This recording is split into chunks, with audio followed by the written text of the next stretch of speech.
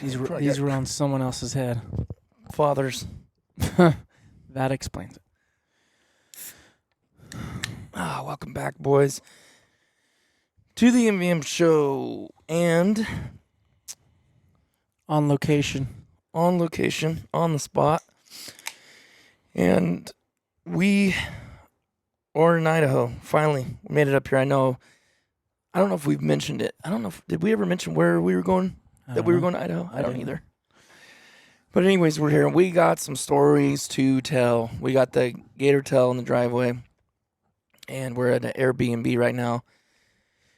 As if you're seeing it on the YouTube channel, you can see us. We're just kind of motley dressed. We're actually just cleaned up everything. Travis is flying in tonight, recharging everything, cleaning stuff up.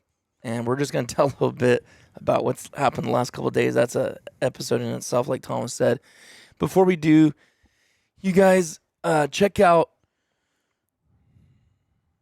if my brain will work, this is how this trip's been going, ask Thomas, but check out Motion Ducks, sponsor for a little while for the podcast. I didn't even tell you that. No. They decided to jump on for 3 months, and Awesome. I'm glad they did because we're always glad to talk about them. That's a no-brainer to talk about. I can't tell how many birds we've killed because on those still calm days where we didn't have any wind, they come in clutch for us. And the cool thing is he made a little site, so let me give it to you guys. It's motionducks.com / let me make sure I get this right because I actually about said something else, I think. Make sure he did. Yeah, MVM. So motionducks.com / MVM. He gave our listeners a break. So he dropped it like $15-20 already. Then if you put the code in MVM10, you get another 10% off and you get a free weight bag for the setup. So you go to that website on there and you buy and put that in motionducks.com / MVM and you will get that deal for you guys. And we're glad to do that. So we appreciate Motion Ducks. And like I said, if you guys never heard of it, you need to check it out. Yeah. You agree? Yeah. Oh, yeah. It's awesome jerk rig. It's different than any other one I've seen. Usually it's in a straight line. The claim to fame of Motion Ducks is it's a spreader, and it actually spreads them out. You know, one spreader will do 4 decoys. 2 spreaders put together, I think, will do 7, correct? I'm pretty sure. Yes. Mm-hmm. So you got options there. They have videos online. You guys can actually look at it. Yeah, we have one on there pretty good something too. You're interested in, but yeah, we've used those quite a bit. Where we hunt a lot of times, basically you can just count on the one thing you can count on is no wind. So we're always looking for something to give us motion, and that's been a great tool we've used. It's a cool site. Got specifically made. It's his site, but it's kind of its own page, so you can kind of see on there, and I think it's pretty good. So, and the other one, real quick, we'll cover, and then we'll get right into it. Is Miller Outdoor Adventures talking points. My brain is fried. Wonder why? I don't know. We'll tell you in a minute. But Miller Outdoor Adventures, great guys over there, and they're located in northeast Arkansas on the Cache River. And you can go out there with them and hunt with them, rice and bean fields. They got duck and snow goose conservation hunts and unguided hunts, which I really like that option. Yeah. We've talked about it before. It's kind of cool. You know, I know some people really like the guided experience. Some like to do it themselves. We're kind of on the end of we like doing it ourselves. So I really think it's cool that it gives you that option. Yeah. It gives you somewhere you can go out and make your own plan and get on some geese. Scout yourself. Mm-hmm. I'm sure they'll help you scout too. Honestly, I'm like, hey, this might be a good spot. I mean, it's their property. They know what to do. So, but MillerOutdoorAdventures.com, and you can call or text them to book a hunt if you want to. It's 870-586-3004. And I haven't got the updated list on the dates available, but they are going pretty fast. One thing, and we'll get in the podcast, is he does the snow goose, like I said, conservation hunts. And he has the day leases available. It's $500 a day with 1,200 plus decoys and an e-collar provided. $250 a day, no decoys or e-collar. You can bring your own stuff, basically. PM or call or text for availability on snow goose field. So that's that. So, and he brought, and if you mention MVM, he will give you $50 off a day. So that was kind of a little thing he added in later. So anyways, let's start with where to begin. I know. We don't want to drag this too much. We got to get food. I man. got to edit podcasts and videos and all kinds of stuff, but we definitely want to let you guys in on what's been going down. So we left. So you haven't said anything about the trip at all, like length or I don't think the so. plan or who's coming or anything like that. I don't think so. So what's the plan? We got 4 of us coming, right? So me and you drove up with the boat. Yeah, we brought the boat up. And on day 1, and then today would be, is today day 3? Yeah. So today's day 3. Yes. Technically, kind of. We left half day, travel day, the first day. Yeah, and then we hunted in the evening. Yesterday was our first full day of hunting / scouting. Yeah. Today's our number 2. So. Travis is flying in tonight. And then Caleb is flying in tomorrow night. And Caleb, he's the one that helped. He filmed that whole hunt. Duck hunting hard pays off, which is episode. Man, you have to forgive me. I want to say it's 6. I believe it's episode 6. It was. If you haven't checked that out, you should. He just did an incredible job. Anyways, so he's coming to mainly film. Hopefully, we get him on his first mallards. And Travis is coming tonight. We're looking forward to him to coming. But me and Thomas has had some fun experiences. Yeah. Last couple days. Yeah.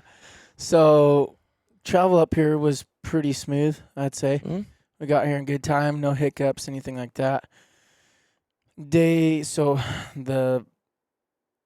With the travel day, we did get out and kind of scouted / hunted, which, how'd that go? We didn't do so well there, but we were kind of... Did we even shoot a bird there? No, we didn't shoot nothing. We didn't shoot nothing, which was pretty much a scout mission, It too. was.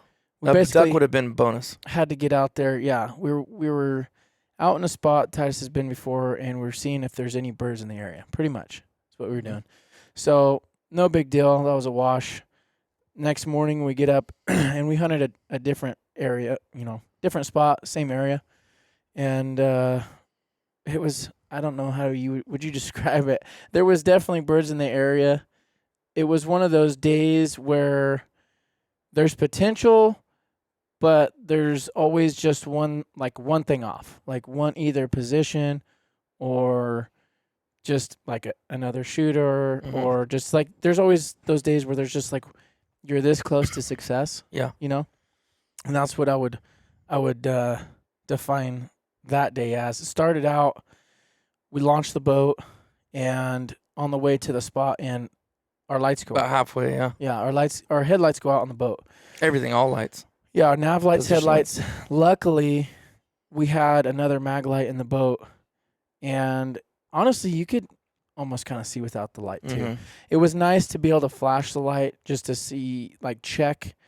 But when there's a little bit of fog on the water, it almost makes it difficult to see. Mm-hmm. But anyways, got to the spot just fine, and hunted. And the spot that we hunted, it had really good cover. In fact, almost too good. There's a fine line between being hidden and being able to shoot, or being able to shoot and birds seeing you. Mm-hmm. So we had a pretty small window to shoot with 2 of us. We had a couple big groups working pretty good, but we didn't have the best shooting opportunity because there was branches in the way, or just what have you. Yeah, but I mean, again, I'll say we talked about this so much, but I just didn't shoot good. Neither of us really shot good. Yeah. You still got a bird out of each group, but man, it was nuts. I mean, it was 10 to 12 birds 2 different times. But what we talked about, I think we beat ourselves, or maybe it was more me beating myself up for not taking more birds down. But it was such a big groups, 3 times, right? Maybe 4. Yeah, 2 did it really good. Really the third good. Was kind of awkward. And it was in and out so fast, and it was over, and you're just standing there what just happened, and how did I not kill a stinking bird? How? Yeah. But they lit the first group of birds, which is about 10 or 12 birds, right? Mm-hmm. They lit over the decoys. It was awesome. We called them up from pretty high. Mm-hmm. We were hitting them, and they're definitely very responsive here. but the biggest part of the pack lit to the left, which was completely blocking. Brush was completely blocking you and I, right? You couldn't shoot that way either. Yeah. Well, even if you could, you'd be crossing me. Yeah. So it just wasn't It happening. was not ideal. And then there was like 3 or 4 right here. I still should have got one, bottom line, in that. But when I look at the shot cam, I'm like, when could have I even hit one on that group, technically? Because when I shot through the trees twice. Bam, bam. Yeah. The second time is when it was, I don't even know how. I watched shot cam. I don't know how I missed. Yeah. Yeah, no, it was, like I said, it was a one-off day. Like we talked about later, if we were positioned like 40 yards, 50 yards to our right, we would have had a way better shooting opportunity. The sun would have been at our back, so we would have been better hidden. And Not much wind. And the wind was switching, and for the most part, the wind was not in our favor. It was in our face. Right. So, like I said, there was some potential there. We kind of figured we should have came out with probably 5 or 6 birds apiece. But we ended with 5, I think. 5 total. So, like I said, woulda, shoulda, coulda is what we've been saying. It's not all, it's not all about getting limits every single day. It's not.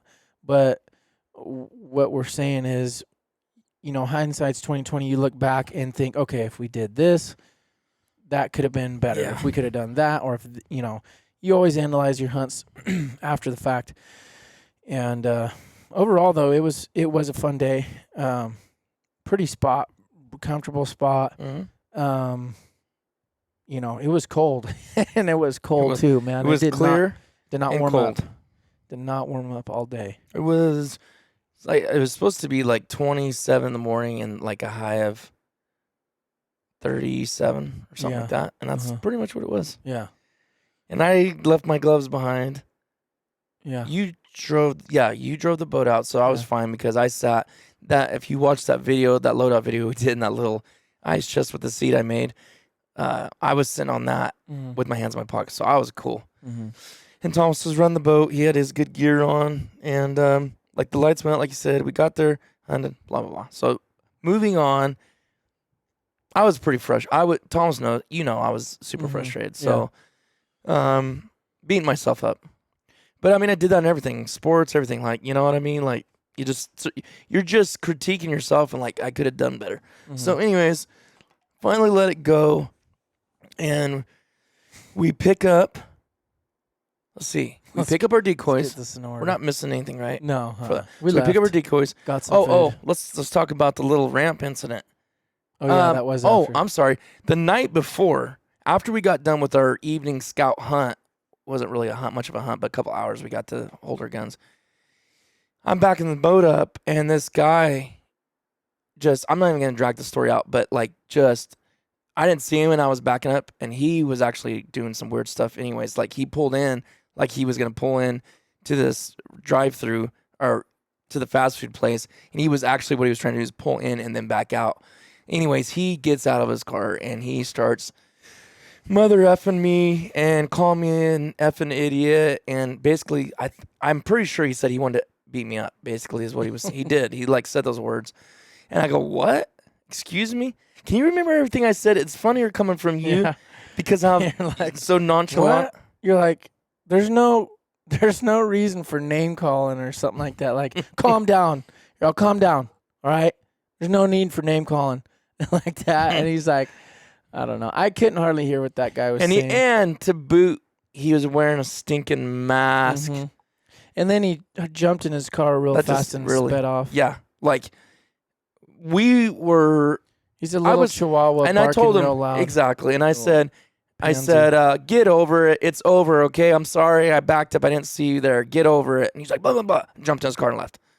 I mean, me and Thomas were seconds from stepping out, but it's like, I had my hand on the handle, but it was like, what's that gonna do? The guy, ain't no way that guy's gonna do anything. Anyways.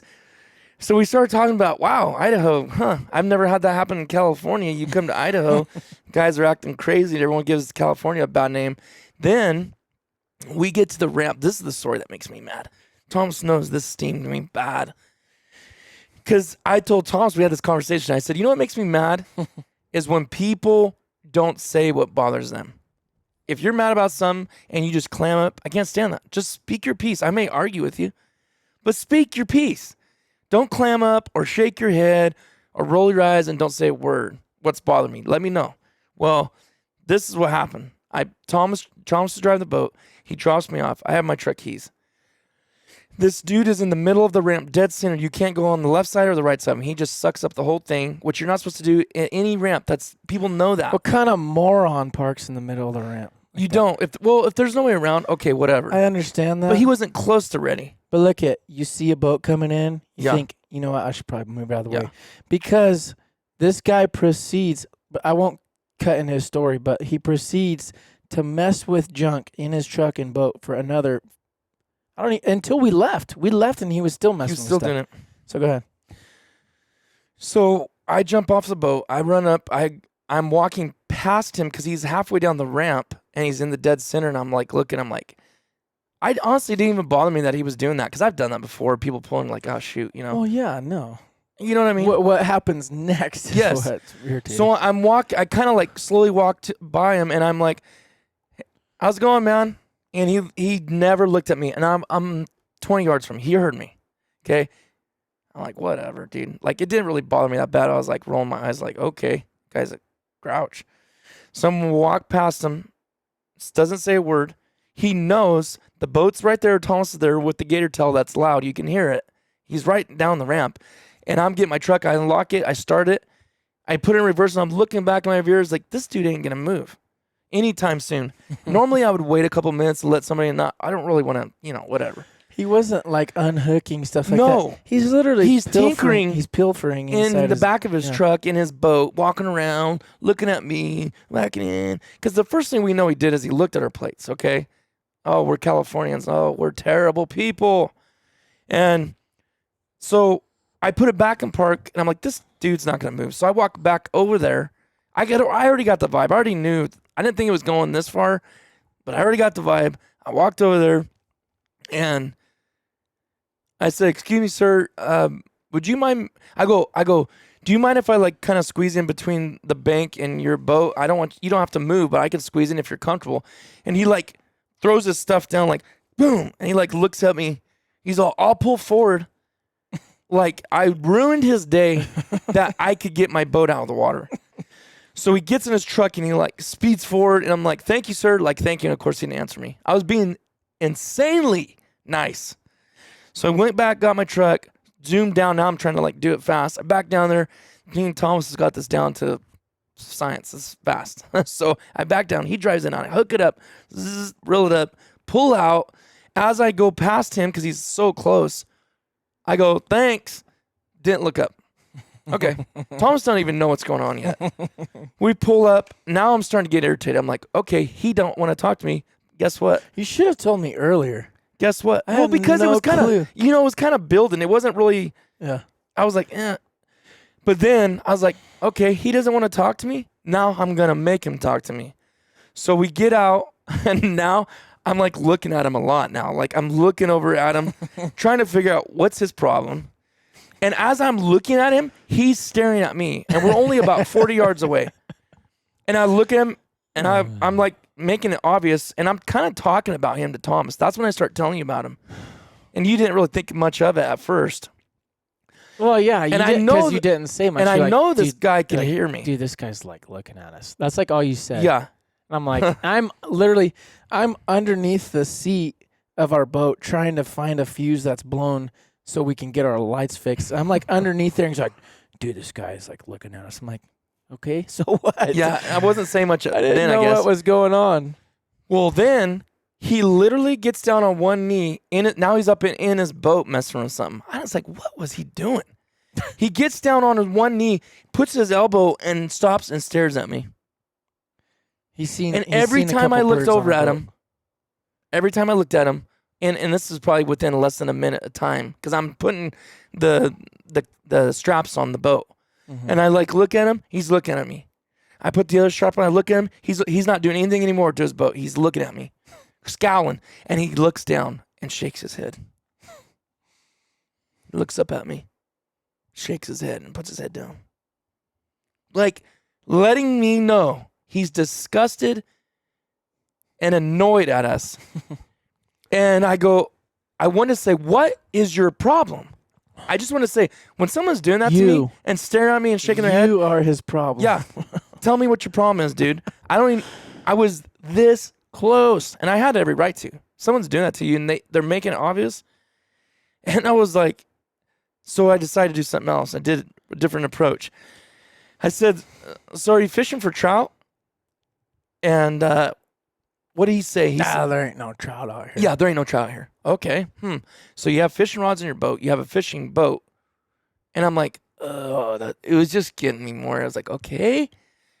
Then I said, oh, then he cuts in. No, I said, he asked, what are you fishing for then? He asked Was that before or after? I think before. He goes, was there much birds flying? And I said, nah, a little bit. I was trying to play it on. I mean, no ducker was like, yeah, they're everywhere. I was like, yeah, a little bit. He's all, yeah. What did he say? Well, those 5 mallards are about the only 5 birds I've seen out here all summer. Yeah, the 5 birds that we quit have. hunting here 10 years ago. Yeah. In other words, we've killed all the birds out in this area. I got to get this story over with. It's already 20 minutes. And I was just like, and so then I asked him again. I said, so, well, what are you fishing for? I'm totally doing this. He doesn't want to talk to us. Can you tell at that point? Yeah. I said, so what are you fishing for then? I don't know, whatever bites. Well, yeah. And he's not even that old. He's probably like 50 something. You think he's that? Yeah. I was thinking, yeah, maybe late 40s. Mm-hmm. Yeah. He lived a rough life. He's probably like 37. Mood. Oh my goodness, he was foul. Because of us, bottom line. And it's like, I wanted to say, so you're going to go fish for you don't even know what, and then you're going to catch the poor little fish, and there's going to be no mouth. fish less than put it hook. Like he was acting like we were destroying all the waterfowl in the world. Yeah. Man. That one burnt me for about 2 hours. That took me a while to get over that one. It took a whole until I got to DQ. Freddy's custard. No, that was DQ. Oh, DQ twister to get over that one. Oh, man, dude. I just told Thomas, like, you got to let it go because you don't know what's happening in people's lives.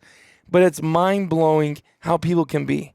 I just can't do that to people. I don't, like, you do something to hurt my kids. Well, yeah, I'm going to snap on you. But just when someone's being cordial to you, nice to you, doing everything they can do to be over-the-top friendly, and you want to be an outright punk. You'd think outdoorsmen wouldn't have that kind of like look on most things outdoors. You know what I mean? Like, I don't look at fishermen and go, these guys, man, they're catching all the trout. They're ruining everything. Like, you hope that everybody has, good ethics and etiquette and all that stuff. But it's like, guys for him, excuse me, I can't talk either. Guys like him looking at guys like us, we shot 5 birds between the 2 of us. Like, we're not destroying anything We at really all. put a dent in it. Like, we're not hurting anything at all. And he just act like we just spit in his coffee or something. It's just crazy. But so these are all stacked. These things are all stacking up on us now. And we're like, no offense to anybody that listens from Idaho, because I like Idaho, but it was like, man, within 16 hours, we had 2 literal jerks. Yeah. And I don't think I've ever had that in California. Yeah. Like, no run-ins with anything like that. I mean, I shouldn't say that. I mean, I'm sure there's been that point in time, but it was just really weird, okay? So we go get DQ, and are we going to Scout? Yeah, we're going to Scout. Yes, yep. You go ahead now. I'm trying to remember. We head to that spot. That round. Oh, yeah. Oh, my word. How did I even forget? I don't know. How did I forget? So we drive, like an hour, you know. You're driving. Launch, I drove. And then you're driving the boat. No, you drove there. I took the boat. Yeah. So we launch out. Tice is in the boat. I jump in and, oh, man. Lack of communication. What we have here is a failure to communicate. Hey, do you have your phone on you? Oh, yeah. You should play the audio and hold it up to the mic. Actually, no, we'd plug it in. I don't even like you hearing what I'm about. Okay. Get to that part. Get to the part of that audio. Okay. Okay. So Launch the boat. Get it ready and I'll plug it in. Launch the boat. I jump in the boat. Okay. There's no service where we're at. And Titus is like, usually what we do is if whoever's driving the other guy's on Onyx, looking up spots, scouting out potential areas we want to check out. So mine, I had to go to my settings and put it in airplane mode so my offline maps, like I couldn't get it to work right? So I just put it in offline, looked at the map. He's like, which way you want to go? Excuse me. I was like, let's go, we want to go north or south. I go, let's go this way. He's like, okay. So we just got in. It's a beautiful place, right? And Titus just starts ripping. Like, let's go. Like always. Yeah, let's go, Starts ripping. And I'm like, yeah, this is great. I switched from Onyx to my video camera. But you didn't tell me that. You said you didn't have service. You're looking for service, right? Yeah. I thought you were on Onyx the whole time. Didn't you? I thought you were too, though. You act like you didn't realize you were videoing. No, I got my Onyx working, and I said, yeah, let's go this way. And then when I said that, I switched to my video camera. But you said that you didn't. Okay, hold on. We need to debrief this some more. It's not in the video, of course, and I think that's what changed what you were saying originally, because I thought I said, which way? And you yelled, hold on. Mm-hmm. Is that in the video? No, that was before. You said, video. hold on, I don't have service. Yeah. And while I'm waiting, thinking you're getting service, I'm flying. Yeah. I thought you said go right. Remember I said that? Right. Okay. So this is. I guess I didn't answer you or something. No, you said I don't have I don't have service. I for some reason thought you said go right. Right. So, but then why would you whip your camera out after this? I don't know. I'm glad you did. I must have just been enjoying it, I guess. So you were enjoying going fast because cruising. I wasn't expecting what was about to happen. I'm actually no kidding. In the video. Here. In the video, I'm actually pointing out birds. Because literally, and in my innocent little mind, I'm thinking, we literally launched in probably half mile. We're already seeing ducks, and I'm like, yeah, like we're both on cloud nine, right? You were seeing ducks? It's in the video. You can see it. Really? I'm pointing at them as soon as I start. I'm pointing at ducks. See if it works. So I'm looking up in the sky, and I'm thinking you're go right. Okay, here's the audio. Just listen. Thomas points. Oh man, listen. I go lean. Okay. We're going 30. So we're plus going in at this cove. point. Yeah, we're going 30 plus. Yeah. Rocky is with us actually. Yeah. And decoys. Yep.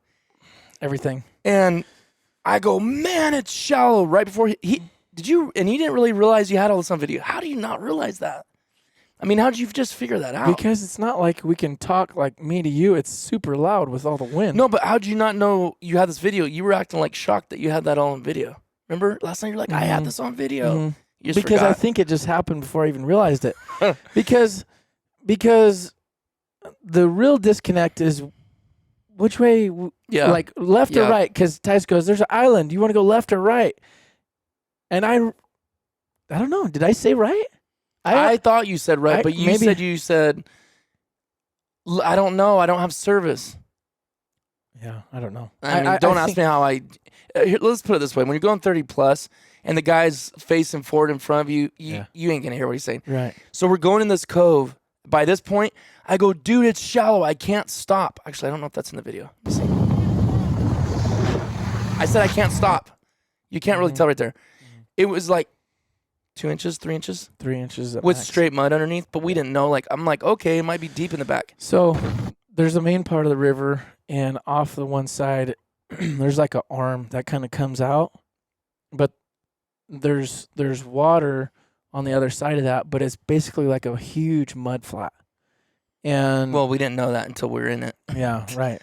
And I kept speed up because I'm thinking, obviously we're two different people. We think differently. He says he would have let off. I was goosing it thinking, okay, maybe it's deeper in the back of this. If you look at this, I mean, you think that looks shallow? Right. They don't look shallow. No, it don't.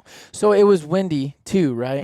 Which is great. It's real chop. There's no way. If you looked at the water, there's no way you would have knew that it was shallow. But like we that. were looking. I mean, I don't know if you were here. Obviously, you were videoing. But I was looking down. I was standing up and I was looking down. I'm like, oh my goodness, it's shallow. And I'm thinking, if I stop, we're gonna get stuck. So rip, and maybe it'll be deep in the back. No. So now we're trying to make a loop to get out of there. And I will tell you this: the gator tail. I don't know if it's all boats. Does not go left sharp at all. It slides. Okay, you keep sliding out. And if I let it, and you can hear it, I'm trying to kind of give this presentation to what you're hearing. But if you go right, it cuts hard, and you can cut hard right. So here's.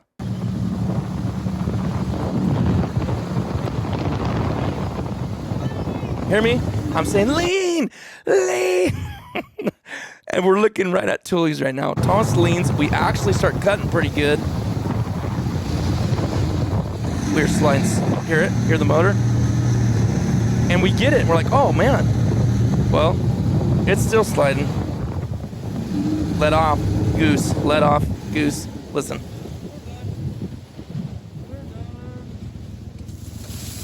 What are you doing? What do you mean I'm doing, dude?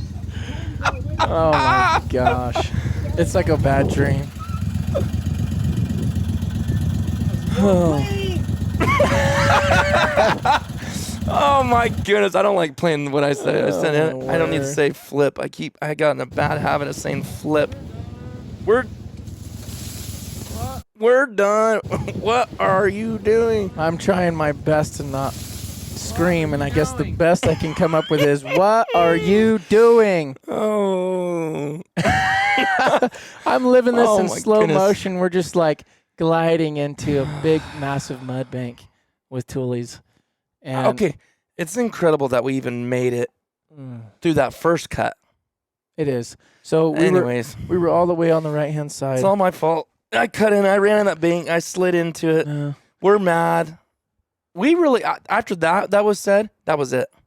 Yeah. There wasn't much said after that, except our debrief in the truck. I don't think anybody besides guys that have boats and have gotten stuck real no bad way are gonna understand that. you would ever understand.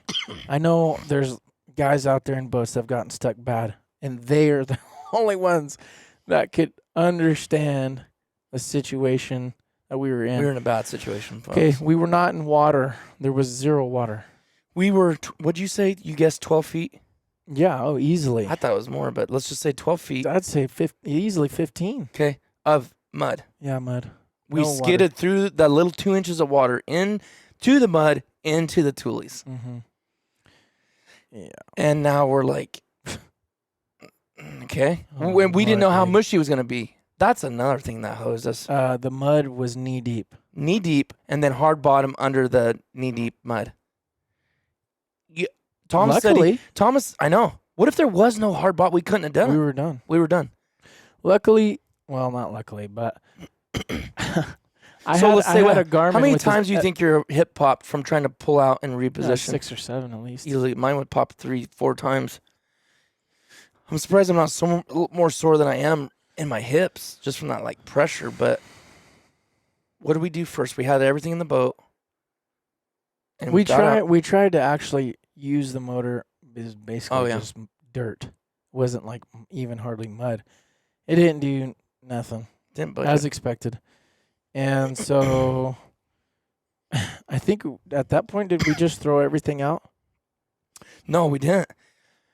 I think Oh, we tried to push it. We pushed a little ways, but it was pivoting back and forth with the motor. We didn't make it very far, and then we're like, let's chuck everything out, Yeah, so we chucked except for Rocky. Like He still was in the boat. 3 or 4 dozen decoys out, ice chest, our cameras, all that stuff. We chucked it out. In our blind bags. Yeah, blind bags. And we Downgraded our clothes. Oh yeah, peeled off 2 layers. We had to basically scoot this thing out. I didn't think we'd be able to budget. Actually, I didn't think we'd be able to actually move it from the original spot we got stuck. And luckily, with 2 of us, I don't even know if one guy could have done it. I don't see how. I don't know. Luckily, there was 2 of us to push. We worked this thing back and forth, back and forth. We ended up, like, we would push the back as far as we could, and then we'd trim down, lock the motor into the mud, and then push the front over because we wanted to get, that 15 feet over to the water. Well, it got a little easier, but not a ton when we got to the water because it was only like 3 inches. And so at that point, we're like, Tyson's like, we should probably throw this stuff back in. So we threw the stuff back in. Dude, and the hardest walk I've ever walked in mud. How long do you think it would take to do 15 feet? To walk that? Oh, to walk that? Like a couple minutes? Yeah, 2 minutes to get to go 15 feet. I don't know, maybe not that long. Minute, at least a minute. It was, dude. It was. It was, because you get in, you sink to your knee, and then you gotta work it, Yeah, work it to get it out, and then you take that step. Yeah. Yeah. It was unbearable. So what we did is Thomas went all the way to the tulies, so we're 15 feet or whatever from the boats on the edge. He threw them all. I was getting covered in mud, but we didn't. It was worth it because we didn't want to walk back and forth. Yeah, it was worth getting splashed. Yeah. So then I took it. I'd be halfway to the boat, threw him to me, then I threw him in the boat. Yada yada yada. Got all the stuff back in. Just thank goodness we did. Or we would have, I guess we would have hiked it across that little island, but, and then I'm the knucklehead that got us in the situation, so wasn't about to make Thomas walk, so I was like, well, my 215 pounds in the boat, I hated that. I wish, Thomas mentioned not bringing Rocky in, I wish I would listen, because I can lock that gunner kennel, that is 90 more pounds, but either way, it doesn't matter. Thomas tell him what you did. At first, you got momentum. You were rocking it left and right, full bore, completely wound out. Wow, left, right. Yeah. And trying to get some momentum built up. And you did, like a couple times, like just over the barely moving part to where you're like kind of sliding a little bit. And then he just you probably went on that first try till you completely were bushed. You probably went 40 yards from your original starting point, maybe 50. But already I'm feeling way better. I'm like, okay, I'm going to walk. We talked about, it was like, pick me up on the other side where the deeper channel of the river is. This wasn't the river. It was like a little inlet thing. And I said, I'll walk over there. He has everything. I don't have nothing but, what do I have? A drink. Mountain Dew. Yeah. A Mountain Dew and something else. Oh, that mag light in case. Oh, yeah. He had a flashlight. We were thinking the sun was getting ready to set. We're thinking if you have to keep doing that, that's better than us pushing it. Right. Yeah. You just so the bay, just as it heads up to how far in there were we? Like 500 yards from 600 yards from the launch or in the bay? No, in like from once it gets shallow. Probably. And it was shallow that whole way, like the whole way. Yeah. Just because I had gotten those 40 yards, the next 400 something were just as shallow. So, anyways, we pushed the boat by hand to the water that was about 3 inches deep, and I was like, dude, let's just try the motor. Maybe if one guy pushes in like the front and kind of rocks it, and the motor, I don't know, maybe we can get moving a little bit. And Ty's all, well, let's make a plan if you do get moving, whatever, this and that. And that's when, because we had no cell service, right, so no service. We couldn't say, hey, where you at? Yeah, right. So we couldn't call each other. So he had the light, a drink, and I'm like, okay, I'll come over here. And he's like, but I don't think you're going to get out. And I was like, I don't either. But, we've been pushing this boat by hand for an hour and a half, so I was more than willing to try that motor at this point. So got in there, and it was pretty thick mud, trimmed down all the way, and just let it rip. And I mean, just working that thing all the way to the left, all the way to the right, not just like shaking it back and forth. And you could just feel that back end just kind of basically dragging. I could feel it just kind of wedging this way, that way, this way, that way. And man, I did that for, I I don't know how long, a little while, and I was just like, I had to stop. I was like, dude, I got to take a break. Like, you know how when you run or you lift or you do something like so hard, you feel like you're gonna throw up. I was like, oh, dude, I got to take it, stop real quick. And Tyus was like, dude, you're making, you're moving, I go twice you almost got speed. Like you broke the barely moving part. You were like a really bad, and I don't know, it just whatever. I said, Dan, that's what I said. I go, even if you just keep doing that, eventually you're going to get out. I mean, better than us pushing it, which I know it was wearing you out, but we both knew it was worth it. Because even in the water, the mud was knee deep. Yeah. You know what I mean? So it's like, there is no like pushing it. You got to do that. So anyway. Took a break. You only stopped for like 4 or 5 minutes, if that. Yeah. Took a little break and then got back on it. And I don't know, for some reason it just caught. Slowly started building speed. I don't know, I kind of went wider and then started to shorten the back and forth. To me, what it looked like you were doing is you were doing to center to left, to center to left, to center to left. That's when it was really catching whatever you had going on there. Man, dude, you went past that. You started building speed, and I was like, thank you, Jesus. And then we were both doing it. I knew you won. You knew you had momentum, and now you're moving like probably 5 miles an hour, whatever, plus maybe 10. And I knew you wanted to look up and like, oh, but you wanted to make sure.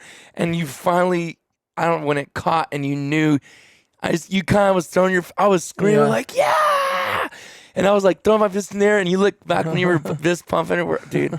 Oh, thank you, God. Because we were making guesses. Like Thomas was saying, we might, if we get out, we'll be back at the launch at 7. And I was saying 9, 10 o'clock. And I said, I was even mentally preparing, like if we have to sleep out here, like, But anyways, he picked me up on the other side of this island. We were just talking. We're just like, dude, I can't believe this. Everything was muddy. Oh, man. We started, I mean, everything. Decoys, bags, brown, like caked, and probably 2 inches of mud solid the whole across the bottom of the boat. In the boat, the deck, the sides, the motor. So we kind of slightly washed like decoys and our waders a little bit now that we're back in cleaner water, and we still had just enough time to scout a little bit. We ended up finding a little pocket with birds that we thought about hunting. We didn't end up doing it, but I kind of wish know what we know now. Right. I wish we would have hunted there this morning. Right. But anyways, moral of the story is we got back to the launch and we were just like, and then to me that's impressive. So happy. The fact that we even got on plane on that if people had seen that, like no way. There's no way you're gonna get up in 2 inches of water, 3 on straight flat mud from a dead stop. Yeah. That's impressive. I mean, I know that's what they're made for, and Kevin mentioned what's that, Gator Glide? Yeah. Whatever. Right. He said that's where that really comes in handy too. But anyways, we're stoked. So that's how things been going good. But we could probably end this, huh? Yeah. We found birds today, so in a totally different area, and we think it's gonna be pretty good to say the least. So just in time for Travis and Caleb. And it was such a spirit lifter, man. That really was seeing what we seen today. Which really we haven't had like concrete plans this whole trip, really. Going in the blind. Huh? Going in the blind. I mean, we're just trying to learn a whole new... Right, as far as locations or launches or anything like that. Like, because really, we were planning on going to a different launch, and just based off the road, route that we took, we're like, why don't we just stop at this closer one first? We had plans to stop there at some point. We're like, why don't we just stop there first? So got there and immediately was happy that we did. So more to come, hopefully. More to come on that one. Scouting's one thing, execution's another. So yeah. Anyways, but it was a good stop, and so as of right now, things are looking good. So yeah. You'll find out on the next episode. Whether it was good or bad. Yeah. Thanks for listening, guys. We'll see you on the next one.